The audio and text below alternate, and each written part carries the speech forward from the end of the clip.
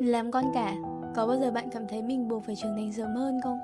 Trong cuốn Những đứa trẻ hiểu chuyện thường không có kẹo ăn có viết là yêu cầu về sự hiểu chuyện chẳng khác nào là một lời nguyền ma quái, giam cầm tuổi thơ của những đứa trẻ mang tên con cả. Cha mẹ yêu cầu ta phải chăm sóc các em, để những đứa trẻ nhỏ hơn ta cư xử thật phải phép.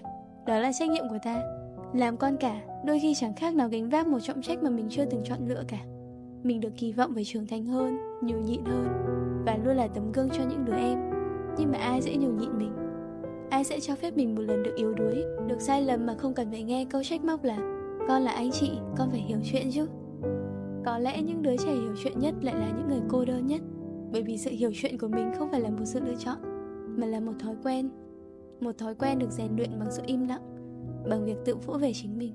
Nhưng mà dù thế nào đi chăng nữa thì mình vẫn mong có một ai đó nói với mình rằng hôm nay con không cần phải hiểu chuyện nữa đâu.